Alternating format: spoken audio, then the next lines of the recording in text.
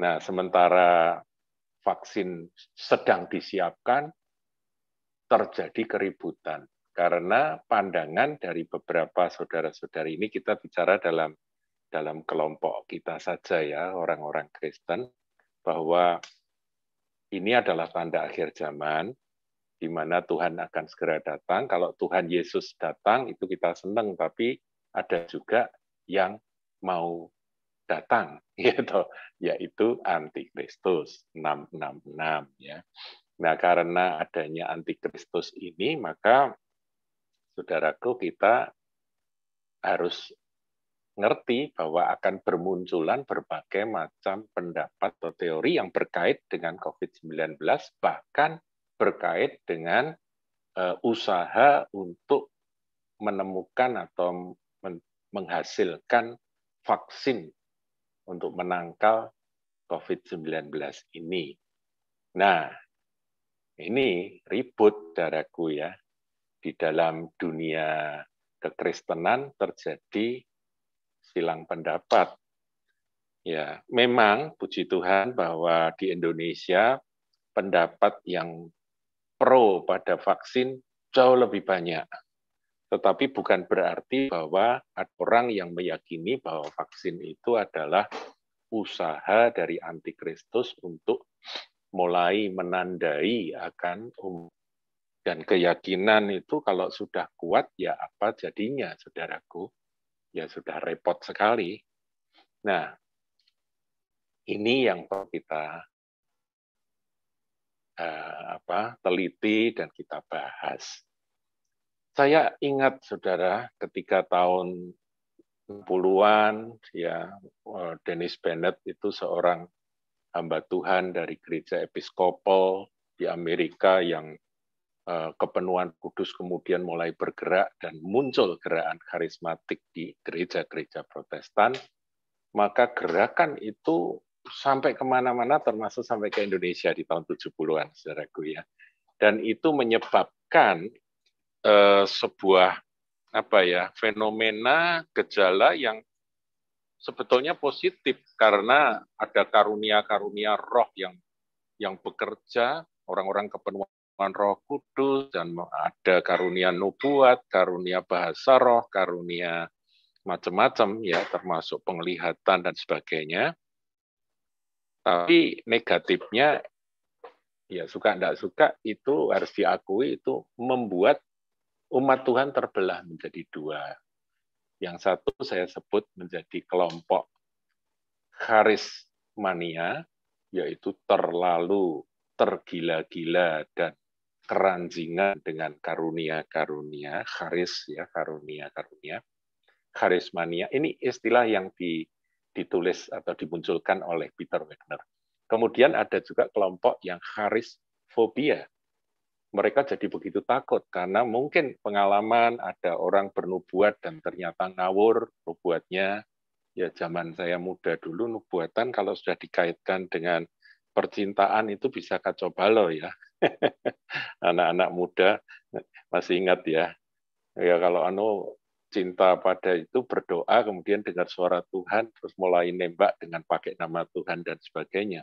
Sehingga terjadi kekecewaan dan antipati terhadap karunia roh, ada kelompok karisfobia, yaitu antipati terhadap karunia roh. Nah, saudaraku, ini terus ada, dan di akhir zaman ini sekarang muncul istilah eskatomania dan eskatofobia. Eskatomania itu sedikit-sedikit urusannya dihubung-hubungkan dengan kedatangan Tuhan, eskatologi kan, tentang kedatangan Tuhan, akhir zaman. Dan eskatofobia, yang takut sekali berbicara tentang akhir zaman, bahkan kalau orang nyinggung akhir zaman, langsung menghindar dan berkata, orang kok nggak realistis, ayo kita hidup ini harus realistis begini. Ya itulah yang terjadi, saudaraku. Jadi yang eskatomania semuanya dikait-kaitkan dengan kedatangan Tuhan, kedatangan antikris dan sebagainya. Nah, termasuk apakah COVID-19 ini merupakan tanda bahwa akhir zaman sudah dekat, akhir zaman sudah tiba.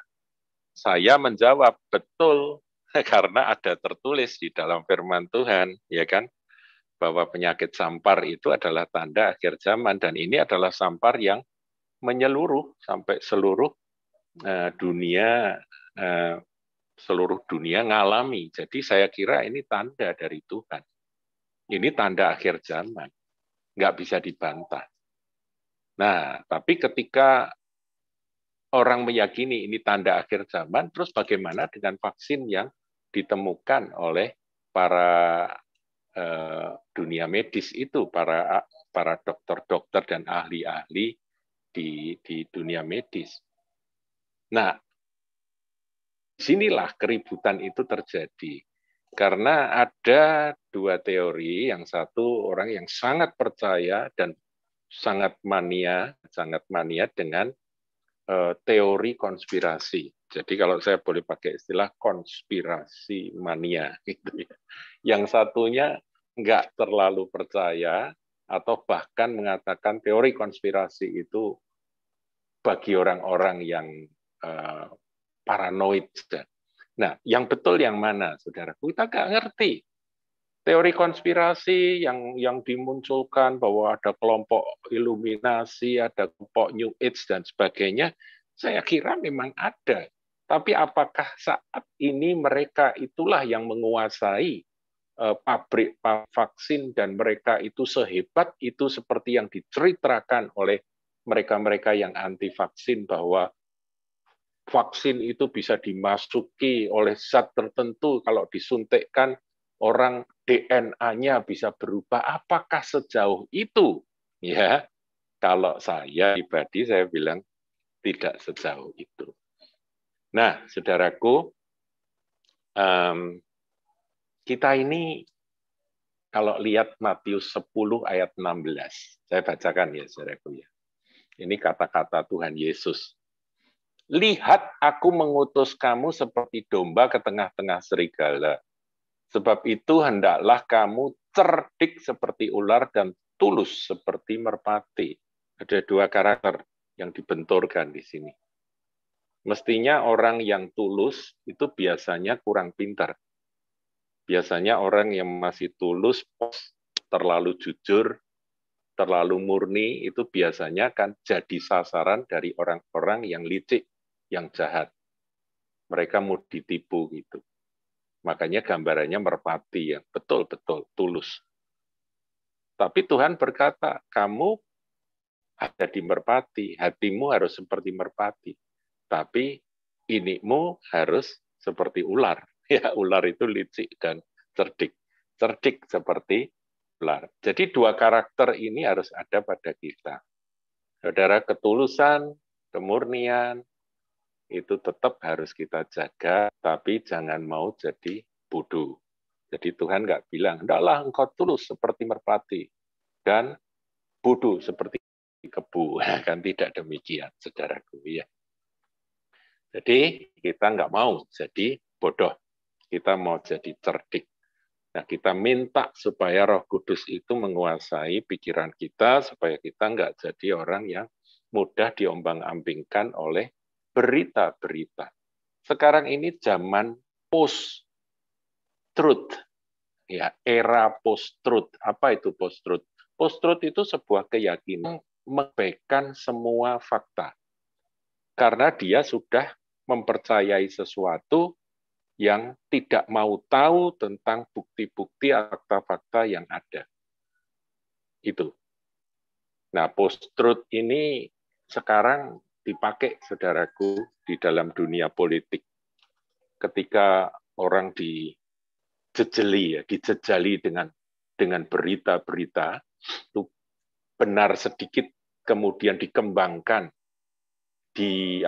dibumbui dan dikembangkan menjadi berita yang heboh, padahal beritanya sebetulnya itu sederhana dan kecil, tapi karena yang mengemas ini pinter, dan itu disambut kelompok yang memang suka mempercayai akan hal itu. Jadi sebetulnya post-truth itu adalah, aku memang mau percaya itu. Jadi sebuah keyakinan yang sifatnya emosional, saudara. tidak didasarkan dengan bukti-bukti, tidak didasari dengan fakta-fakta. Ya, ada fakta ditunjukkan mereka menolak. Mereka akan ada jawaban bahwa fakta itu sudah direkayasa dan sebagainya. Nah, dalam hal vaksin ini pun, orang-orang yang memang sudah menetapkan percaya bahwa itu ada di dalam kelompok konspirasi, teori konspirasi, menurut saya, saudaraku, itu mereka mau ada penjelasan seperti apapun, ya mereka tidak mau, karena sekarang ini zamannya orang mau percaya pada apa yang dia ingin percayai. Orang menetapkan percaya post-truth, jadi post sudah melampaui akan fakta-fakta yang ada.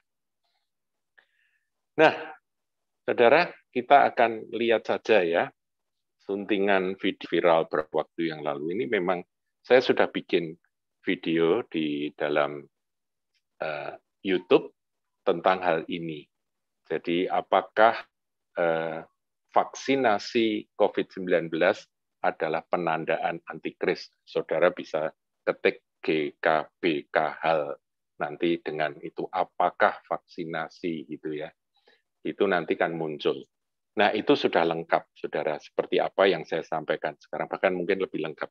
Nah, saudara, kita akan lihat suntingan dari video yang sudah viral, saudara mungkin sudah pernah nonton, kita ulangi ya. Yang Erick Thohir dan diwawancara oleh Najwa Shihab itu. Tolong, host.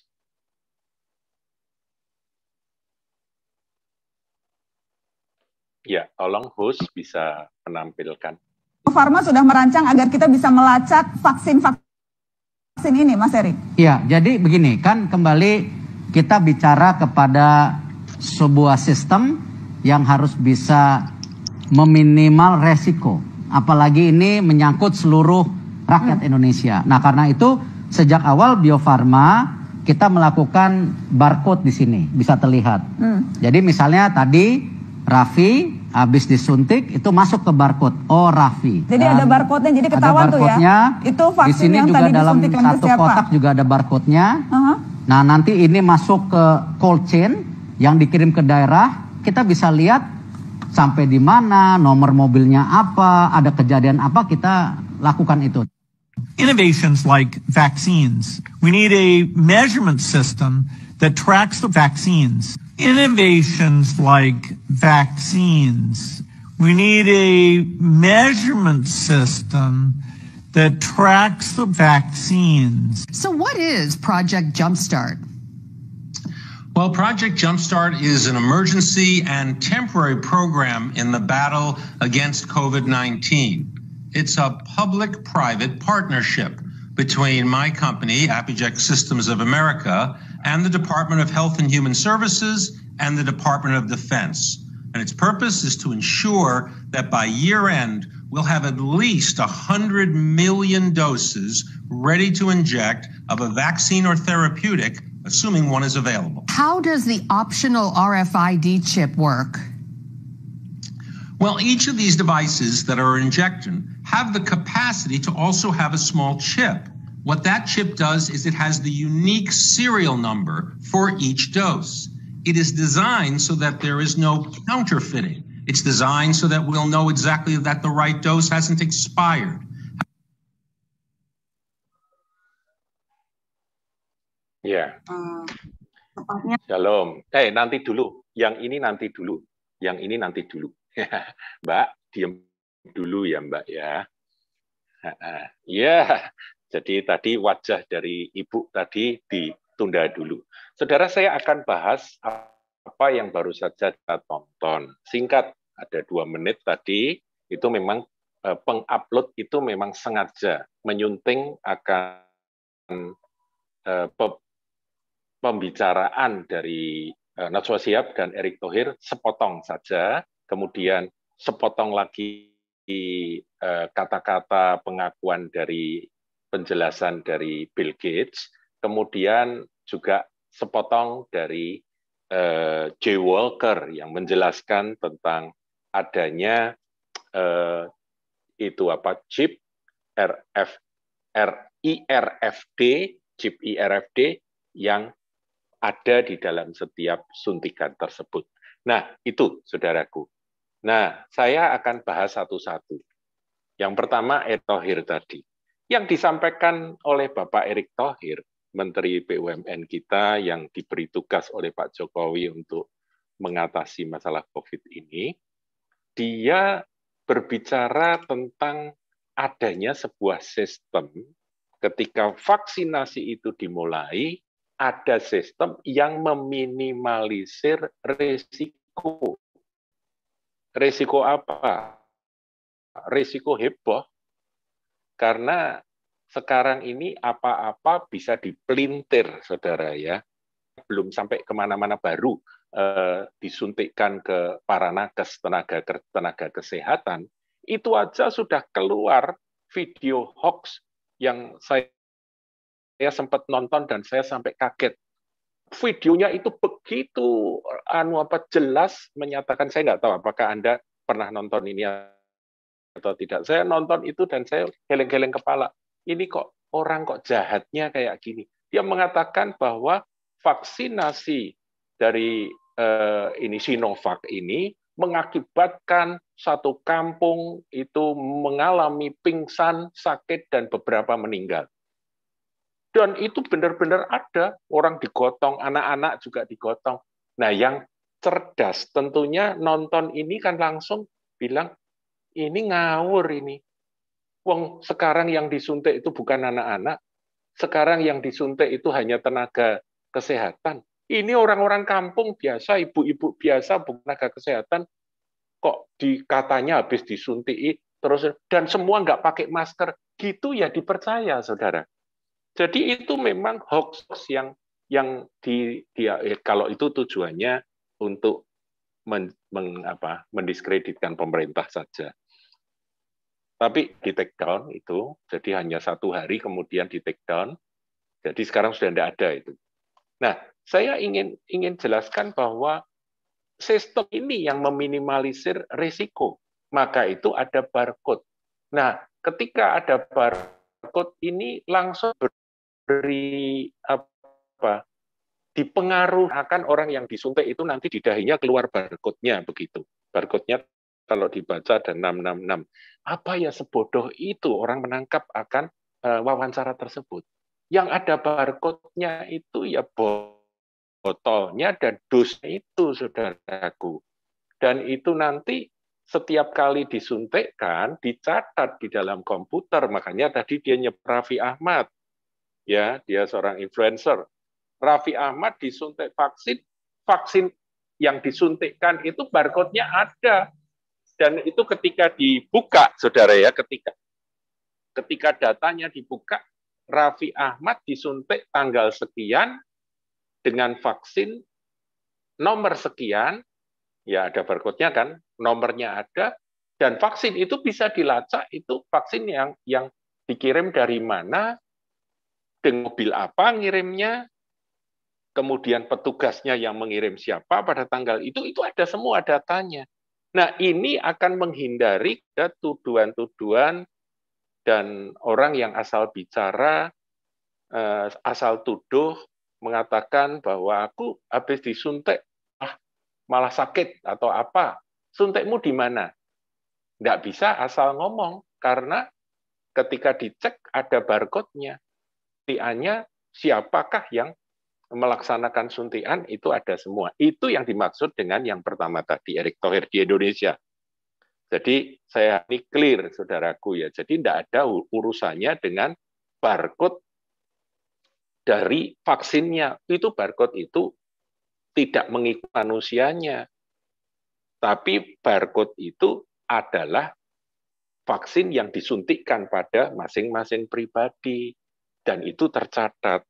Misalnya saya disuntik vaksin, itu ada barcode-nya.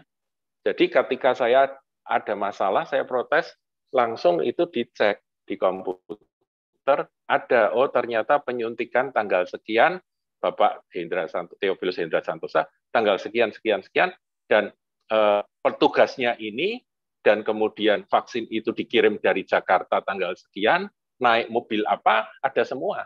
semuanya tercatat, tidak bisa asal bicara. Karena zaman sekarang ini semuanya bisa jadi fitnah, saudara. Yang kedua, Bill Gates. Bill Gates itu berkata tentang melacak. Ya saya kira yang suntikan itu bisa melacak. Nah, kemudian ketika J. Walker berkata ada kapasitas, tapi kapasitasnya itu kalau saudara perhatikan, itu dari kata-kata J. Walker tadi, itu hanya berkata bahwa untuk mengetahui kapan expiry date-nya, kapan expired-nya, itu tuh bisa datanya ada.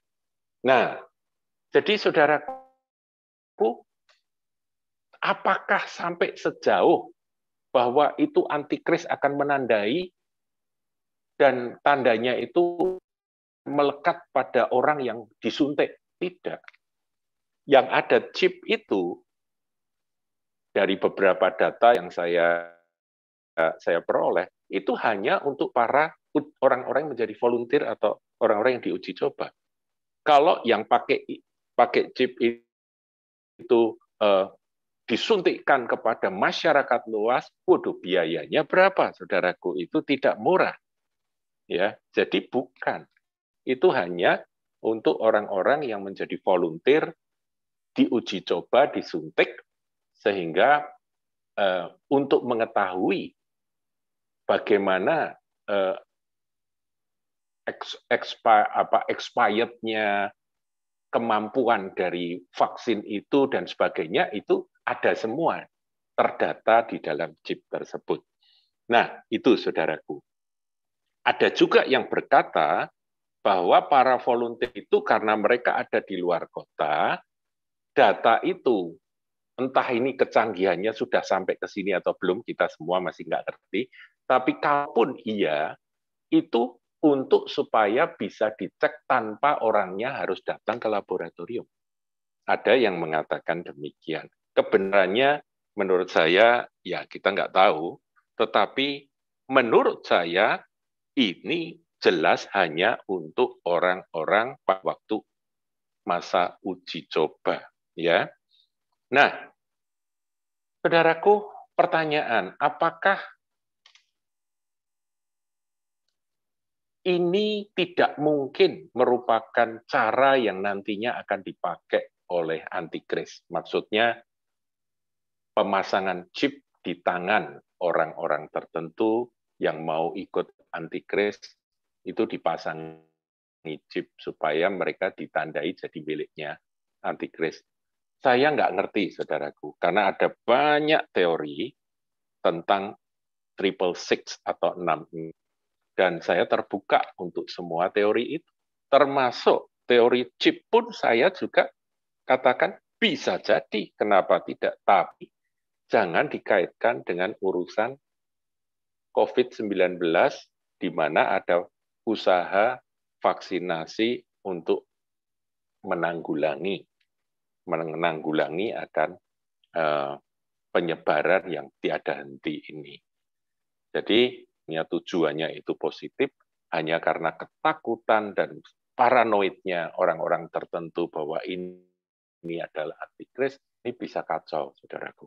Nah, gereja Tuhan jangan bodoh, tapi tetap kita tulus dan cerdik seperti ular. Nah, sekarang ada satu lagi yang tadi Ibu tadi bisa ditayangkan. Singkat ini.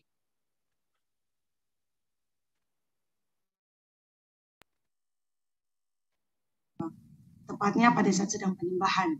Saya sedang penyembahan, Tuhan berbicara pada saya. Tuhan berbicara, Tuhan berkata, vaksin corona, vaksin corona, vaksin corona. Berulang-ulang. Biasanya, saat saya berdoa, kemudian ada satu kata yang diulang-ulang oleh Tuhan. Biasanya Tuhan mau membukakan sesuatu atau kata itu atau sesuatu hal kepada saya. Karena itu ketika saya mendengarkan suara Tuhan berulang-ulang vaksin corona, saya langsung bertanya pada Tuhan, ada apa dengan vaksin corona Tuhan? Ada apa dengan vaksin corona? Mari Tuhan jelaskan pada saya. Pada saat saya berkata begitu, langsung Tuhan berbicara. Tuhan berbicara pada saya, jangan kamu suntik vaksin corona, jangan kamu suntikan vaksin corona. Kemudian saya bertanya, ada apa dengan vaksin corona Tuhan? Kenapa kami tidak boleh, saya tidak boleh menyuntikkan vaksin ini?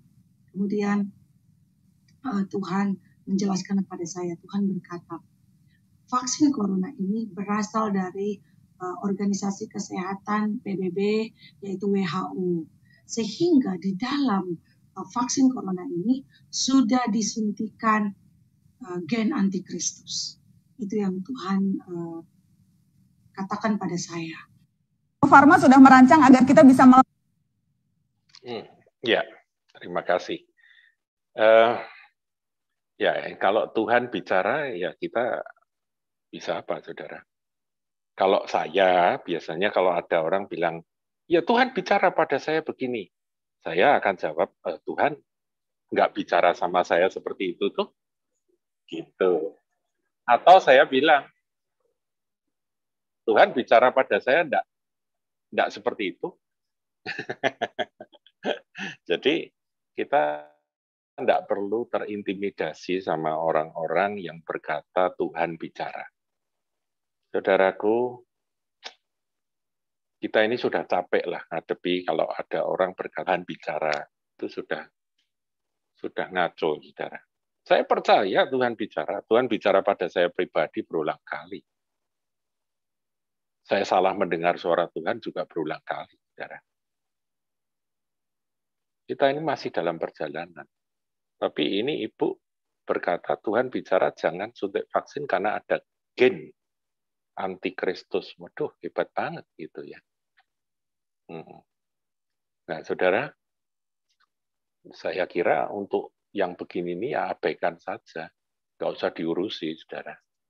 Ya, dia tulus. Apakah ketulusannya itu menjamin dia benar? Itu saja. Jadi, menurut saya, saudaraku, urusan vaksinasi ini secara rohani, kita jangan bodoh. Ini kan usaha dari orang-orang dari pihak kedokteran ya orang-orang untuk memerangi akan penyakit yang saat ini menjadi musuh bersama. Nah, ini kan sama seperti TBC yang dulu membunuh banyak orang. Sama seperti kolera yang membinasakan. Kalau wabah kolera itu menyapu akan satu daerah, itu orang pada mati, saudara. Mati sakit kolera. Tapi setelah ada vaksin, maka hal itu bisa dihindari. Cacar, saudara. Itu dulu orang kena cacar, aduh kalau hidup sedih karena mukanya jadi rusak. Yang cantik jadi bopeng-bopeng, saudara. Ya. Karena tidak ada vaksin. Tapi sekarang kita melihat bahwa dunia kedokteran sudah mengalahkan penyakit cacar. Sekarang saudara nggak perlu dicacar lagi kan. Saya masih ngalami dicacar, ini di tangan saya ada. Karena pada waktu itu cacar belum teratasi. Nah sekarang bagaimana? Sekarang bagaimana dengan kita? Ya kita jangan anti vaksin lah. Vaksin itu usaha yang positif untuk menangani kemanusiaan. Jadi kita terima saja vaksin, saudaraku. Nah, tentang kualitas vaksin yang kita terima atau tidak, ya saya serahkan pada Dr. Paulus yang nanti akan menjelaskan. Demikian, saya tidak akan panjangkan, Tuhan memberkati. Silakan. Baik, terima kasih Pak Theophilus Hendra yang sudah menyampaikan dari sisi iman Kristen, bagaimana kita harus menyikapi terhadap kedatangan vaksin ini untuk mengatasi problem di dunia yang sedang ini dengan vaksin corona. Ya, jadi ada beberapa sekian banyak hoax yang ada di sana, ternyata cukup banyak yang mengaruhi cara pandang, cara berpikir kita.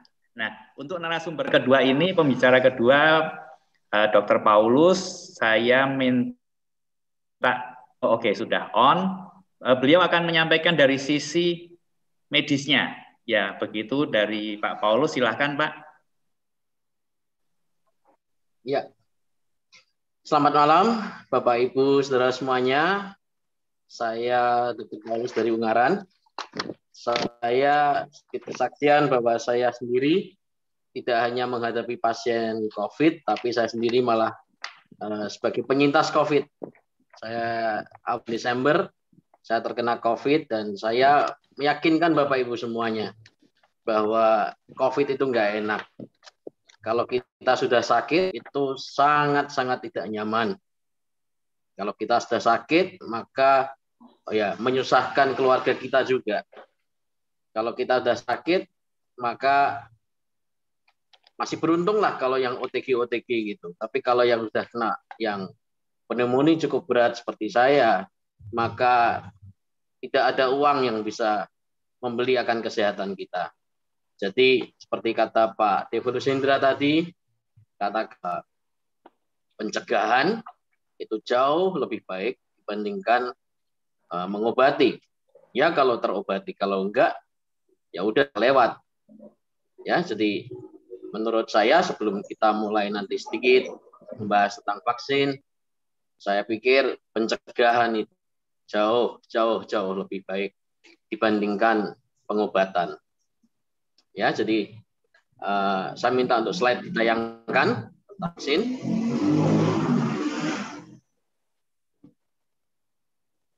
Slide-nya.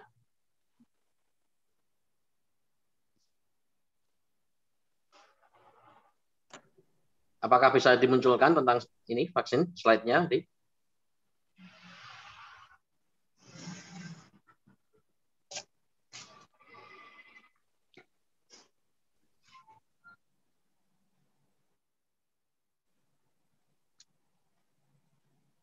Ya, jadi sebagai orang yang beriman, kita tidak boleh takut akan COVID ini, tapi di satu pihak yang lain juga kita jangan terlalu nekat. Mentang-mentang ada janji perlindungan Tuhan, terus kita sembrono dengan COVID. Jangan. Ya, jadi lebih baik tadi dikatakan mencegah dibandingkan mengobati. Slide-nya sudah bisa di-sharingkan? Oke, kalau belum,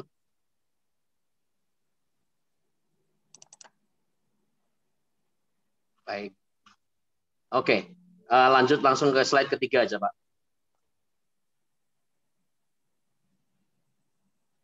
Satu lagi slide-nya.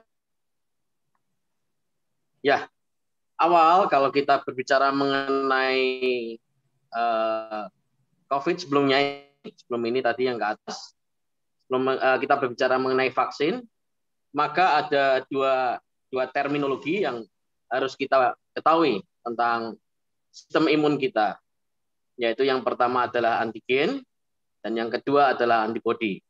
Apa itu antigen? Antigen adalah protein yang diproduksi oleh kuman patogen. Ya, kuman ini dalam artian tidak hanya virus COVID, tapi semua virus yang ada, juga bakteri yang bisa memproduksi yang namanya antigen. Nah, kalau antigen ini masuk dalam tubuh kita, maka Tuhan sudah ciptakan satu sistem yang namanya sistem imun yang luar biasa canggihnya. Kalau kita semakin pelajari, kita akan semakin kagum dengan Tuhan. Ya, dan akhirnya kita ujung-ujungnya akan mengeluarkan yang namanya antibodi yang diproduksi oleh tubuh kita untuk melawan antigen tersebut. Jadi ada dua istilah, antigen dan antibodi, yang selalu nantinya akan berlawanan dalam tubuh kita. Nah, dalam hal vaksin ini, vaksin COVID ini, penting antibodi ini, penting. Nah, apakah kita bisa memproduksi sendiri? Ya, kita memang bisa memproduksi sendiri antibodi itu, kalau kita terpapar oleh COVID itu. Tapi permasalahannya adalah bahwa COVID ini adalah satu infeksi yang berbahaya, dan kalau kita pas kena yang berat, ya kita memang bisa memproduksi antibodi, tapi gejala yang kita alami sangat-sangat berat. Ya, bersyukur yang mereka yang OTG, yang tidak bergejala, tapi sudah punya antibodi untuk COVID ini. Tapi kalau gejalanya berat, ya bahaya. Jadi Jadi itulah yang harus menjadi pengertian kita pada awal kita belajar tentang vaksin ini. Ada istilah tentang antigen dan antibody. Next slide. Slide berikutnya. Nah, ini secara umum. Kenapa orang itu perlu vaksin? Ini secara sekedar hanya vaksin COVID. Ya, jadi yang pertama karena sistem imun kita yang belum sempurna. Contoh, pada bayi dan anak-anak perlu diberikan vaksin karena mereka belum bisa membentuk antibodi yang sempurna. Makanya dia perlu vaksin polio misalnya. Dia perlu vaksin campak misalnya. Dia perlu vaksin hepatitis dan sebagainya. Ya, yang kedua, karena kita akan masuk ke daerah endemis penyakit tertentu. Misalnya kalau kita mau masuk negara tertentu, kita butuh vaksin yellow fever misalnya. Atau vaksin meningitis contohnya yang berikutnya. Kemudian yang ketiga, kenapa kita perlu vaksin? Karena ada risiko dalam pekerjaan kita. Contoh, setiap tenaga medis mendapatkan vaksin hepatitis B. Karena apa? Karena risiko misalnya tertusuk jarum dan sebagainya. Atau seorang ahli bedah, risiko bahwa pisau yang digunakan kemudian memotong dirinya sendiri. Jadi itu risiko dalam pekerjaan, sehingga butuh akan vaksin. Atau yang keempat, sedang dalam kondisi pandemi seperti saat ini COVID-19, kita sangat membutuhkan akan vaksin tersebut. Next slide. Nah, ini khususnya untuk vaksin COVID. Kenapa vaksin ini diperlukan? Yang pertama, karena COVID-19 ada infeksi yang sangat berbahaya. Sangat berbahaya saya katakan, karena tingkat kematiannya cukup tinggi. Ya, dan dengan tingkat penularan juga sangat tinggi dan sangat mudah menular. Dengan droplet saja yang tidak terlihat oleh mata, kita bisa tertular. Kita kumpul-kumpul sekitar, kita sangat bisa tertular. Jadi tingkat penularan yang sangat tinggi dan sangat mudah itulah menyebabkan kita memerlukan vaksin COVID ini. Yang kedua, bila kita tidak divaksin, maka risiko tertular itu dikatakan 3 kali lebih tinggi. Karena itu sangat berbahaya sekali. Dan yang ketiga, kenapa kita butuh vaksin COVID? Karena kita mengasihi diri kita sendiri dan juga orang di sekitar kita. Dan yang tulis di situ juga karena kita mengasihi para tenaga medis yang ada. Ya, saat ini tenaga medis yang ada di rumah sakit sudah sangat kelelahan dalam menangani pasien COVID yang bertubi-tubi masuk, yang seolah-olah tidak ada akhirnya. Jadi kalau kita mengasihi diri kita sendiri, si orang sekitar kita, mengasihi akan bangsa kita, mengasihi tenaga medis yang ada, maka vaksin COVID ini sangat diperlukan bagi kita semua. Next slide. Yang berikutnya adalah jenis-jenis vaksin yang mungkin Bapak Ibu juga sudah pernah baca di media-media sosial yang ada. Jadi secara umum ada 2 jenis, yaitu jenis vaksin yang menggunakan virus yang dimatikan atau dilemahkan atau disebut inactivated vaksin, di mana vaksin yang model seperti ini dia mengajarkan sistem imun kita untuk membentuk antibodi bila terpapar virus yang hidup. Ya, jadi saat kita dimasukin vaksin yang dimatikan atau vaksin yang dilemahkan, maka tubuh kita akan merespon dengan membentuk antibodi. Ya, jadi saat kita terpapar oleh virus, kita sudah punya senjata, kita sudah punya antibodi untuk langsung melawannya tanpa harus menunggu respon tubuh kita. Yang kedua adalah vaksin yang menggunakan kode genetik maupun protein dari si virus itu, yang juga punya merangsang tubuh untuk membentuk antibodi. Jadi ada beberapa 2 jenis vaksin itu yang kita pakai, ya, tidak hanya pada penyakit COVID, tapi juga pada vaksin-vaksin yang lain, ya, jenis vaksin virus yang dimatikan maupun yang modern pasti menggunakan kode genetik maupun protein dari virus tersebut. Next slide. Nah, kita bicara mengenai vaksin yang saat ini ada di negara kita, di Indonesia. di dunia memang banyak vaksin yang sudah bermunculan, dari Moderna, dari Pfizer, dari AstraZeneca, mereka mengeluarkan vaksin, bahkan Rusia juga keluarkan vaksin Sputnik. Nah, yang saat ini beredar di Indonesia yang sudah mulai diberikan kepada tenaga kesehatan adalah yang dari Cina, Sinovac. Pertanyaannya adalah amankah? Apakah ada efek samping? Kemudian efektivitasnya seperti apa?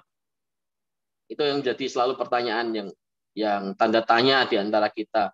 Ini kan pandemi baru 1 tahun, tiba-tiba kok sudah muncul vaksinnya. Nah, ini kita semua bersyukur bahwa kita harusnya bersyukur bahwa saat ini dunia sudah begitu maju, dunia teknologinya sudah sangat canggih, sehingga dalam waktu yang singkat sudah bisa mengeluarkan, meneliti dalam jumlah penelitian yang sangat luas dan besar, kemudian mengeluarkan vaksin yang ada.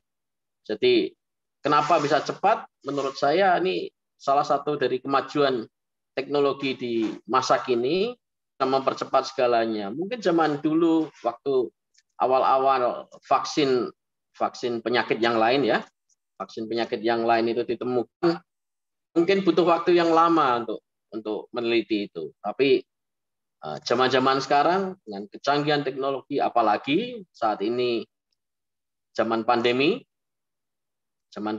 ini, makanya sampel untuk populasinya bisa diperoleh dengan mudah dan cepat, maka saya yakin bahwa vaksin ini memang bisa cepat, dalam 1 tahun sudah bisa ditemukan.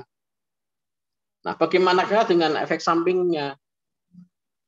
Nah, dari penelitian yang sudah ada dan juga yang saya dengar dari grup dokter yang sudah, atau tenaga kesehatan yang sudah divaksin, KIPI atau kejadian ikutan pasca imunisasi itu sangat ringan dan singkat. Ya, saya sendiri karena saya sudah adalah penyintas COVID, saya belum divaksin, tapi istri saya sudah divaksin, ya, karena dia bekerja di klinik juga dan berhubungan dengan banyak orang di klinik, maka dia dilakukan vaksin dan dia tidak merasakan efek samping apapun juga, tidak, rasa mual juga tidak, pusing juga tidak, rasa ngilu juga tidak. Jadi ada yang mengalami, tapi itu pun, dan durasi waktunya juga sangat singkat. Jadi sangat cepat, tidak sampai seperti yang tadi sempat disinggung oleh Pak Theophilus Hendra, ada yang sampai terjadi cikungunya dan sebagainya. Enggak, itu semua masih hoax tadi yang dikatakan tersebut di video tadi. Ya, next slide. Saja yang boleh. Ya, ini ada rekomendasi yang baru dari Persatuan Ahli Penyakit Dalam. Semuanya, bahkan yang lansia sekarang sudah direkomendasikan untuk dilakukan vaksin. Ya, bahkan di tempat kami di Ungaran ada yang usia 68 dan ya bahkan sudah pernah operasi jantung dan sebagainya udah, tapi dilakukan vaksin dan tidak apa-apa. Jadi efek sampingnya tidak ada, hampir tidak ada. Ya, kemudian dikatakan tensi di bawah 180 sudah bisa divaksin. Kalau yang tempo-tempo hari tensi 150 ke atas masih jangan untuk vaksin dulu. Tapi sekarang ini rekomendasi yang baru aman untuk tensi di bawah 180/110. Kemudian ada lagi DM tanpa komplikasi, itu juga boleh divaksin. Ya, jadi penyakit gula, sakit gula tanpa komplikasi yang akut bisa dilakukan vaksin. Kemudian penyintas kanker yang sudah tidak menjalani pengobatan lagi, itu boleh dilakukan vaksin. Juga penyintas COVID juga seharusnya dilakukan vaksin. Nah, kenapa saya belum dilakukan? Ya, karena memang saat ini prioritas dari pemerintah dilakukan pada mereka yang belum mempunyai kekebalan. Jadi mungkin saja kapan-kapan saya akan juga dilakukan vaksin. Kemudian juga boleh dilakukan pada ibu menyusui. Next slide.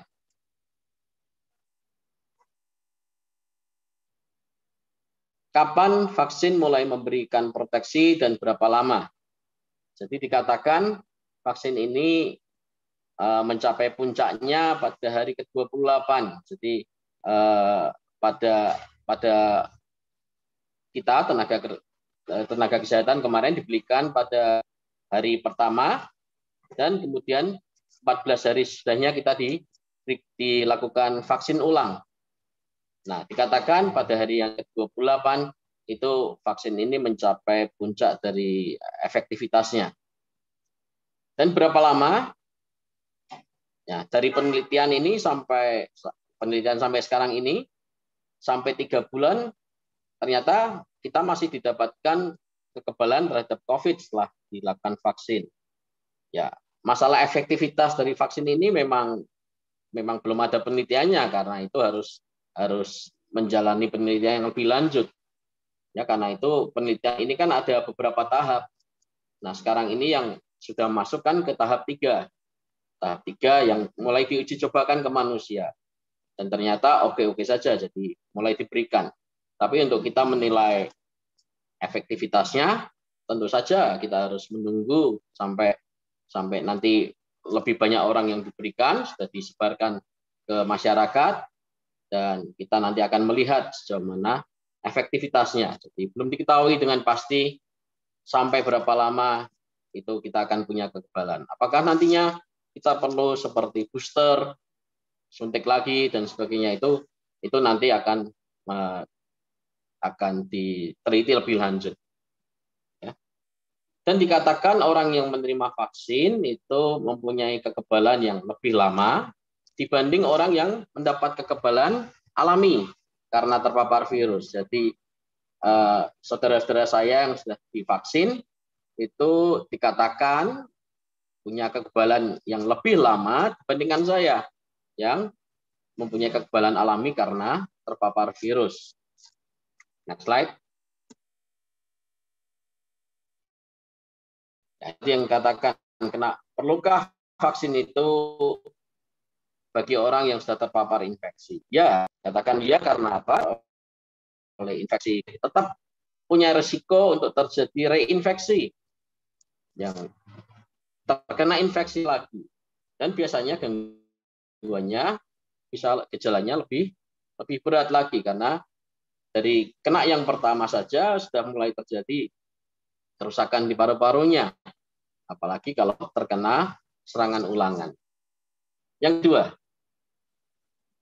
karena variasi kekebalan yang dimiliki oleh penyintas COVID ini berbeda-beda, katakan paling maksimal mungkin sekitar 3 bulan kita punya kekebalan alami akibat terpapar. Tapi apakah semuanya 3 bulan? Belum tentu. Kadang-kadang mungkin hanya sebulan, 2 bulan, dan sebagainya. Ya, jadi belum diketahui berapa lama kekebalan yang didapat setelah kita terinfeksi. Next slide.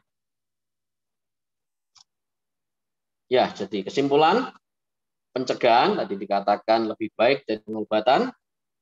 Jadi sayangi diri kita sendiri, sayangi orang lain di sekitar kita, sayangi bangsa negara kita, sayangi tenaga kesehatan yang ada, karena mereka sudah lelah dengan vaksin. Jadi, jangan sampai ada seorang pun di antara kita yang menolak vaksin, kecuali memang kita punya hal-hal yang tidak boleh divaksin. Ya, nanti mungkin dalam tanya jawab akan ada banyak pertanyaan tentang hal itu. Yang ketiga, kita terlalu berani jangan, tapi juga terlalu takut berlebihan terhadap virus COVID ini juga jangan. Ya, jadi kita hadapi pandemi ini bersama, dan penyertaan Tuhan akan selalu beserta dengan kita, tapi jangan lupa ada bagian yang tetap kita harus lakukan, yaitu kita melakukan protokol kesehatan dan kita jalani vaksin ini. Itu kurang lebih penjelasan dari saya. Nanti akan ada banyak pertanyaan mungkin yang kalau memang bisa akan saya jawab. Tuhan memberkati kita semuanya. Saya kembalikan ke host. Baik Pak Paulus, Pak Dr. Paulus, terima kasih banyak buat materi yang disampaikan dan paparan dari kenyataan dan kebenaran yang dilihat dari sisi medis. Ternyata memang sesuatu yang sangat serius terhadap pandemi ini, tapi juga vaksin ini sebuah berita bagus ternyata ya. Walaupun ini solusi atau salah satu-satunya solusi terhadap pandemi. Ya, kita sudah mendapatkan begitu banyak informasi sangat berarti. Kita masih ada waktu 30 menit ke depan jika ada yang ingin mulai bahas sesi ini bisa ditanyakan dari sisi spiritual dengan Pak Theophilus Hendra atau dengan Pak Paulus dari sisi medisnya. Saya panggil teman saya Pak Budi Sucipto untuk mendampingi saya di sesi tanya jawab ini. Ini ada beberapa pertanyaan yang sudah masuk di dalam chat. Mungkin saya coba bacakan dulu satu persatu ya, nanti kita coba lihat. Oke, ini ada pertanyaan begini nih, ini sepertinya ini kepada Pak Paulus ya, Pak Dr. Paulus, apakah benar bahwa tidak setiap orang bisa menerima vaksin? Tadi sempat disinggung di materinya. Misal orang memiliki sakit bawaan yang boleh atau tidak, kira-kira begitu Pak. Batasan usia tadi sudah disinggung, saya lihat tadi. Ya. Saya jawab langsung atau? Oh iya, boleh dijawab langsung Pak Paulus. Saya jawab langsung ya. Oke. Baik, memang ada beberapa kelainan maupun beberapa penyakit yang ada dalam tubuh kita yang merupakan kontraindikasi untuk vaksin. Ya, yang pertama saya berikan contoh orang yang sedang dalam pengobatan kanker, ya, dengan pengobatan kanker yang dimana sedikit melemahkan sistem imun kita, maka vaksin ini berbahaya karena jangan-jangan malah virus yang dimasukkan bisa aktif, maka kita malah kena COVID jadinya. Jadi untuk mereka yang sedang dalam pengobatan kanker misalnya itu akan ditunda sampai tapi dikatakan penyintas kanker boleh. Jadi yang sudah melewati masa pengobatan dan sudah dikatakan sembuh dari kankernya, ya boleh untuk dilakukan vaksin. Ya, yang kedua contohnya lagi adalah mereka yang sakit autoimun. Ya, itu orang-orang yang sakit autoimun, kebanyakan pengobatannya juga obat-obat yang sifatnya imunosupresan, yaitu mensupresi, jadi menekan akan sistem imun kita, maka itu juga disarankan untuk tidak dilakukan vaksin. Karena dengan sistem imun yang sedang lemah akibat dari pengobatan itu, maka berbahaya diberikan vaksin. Kemudian kalau hipertensi, mengenai penyakit-penyakit bawaan seperti hipertensi, gula, tadi dikatakan selama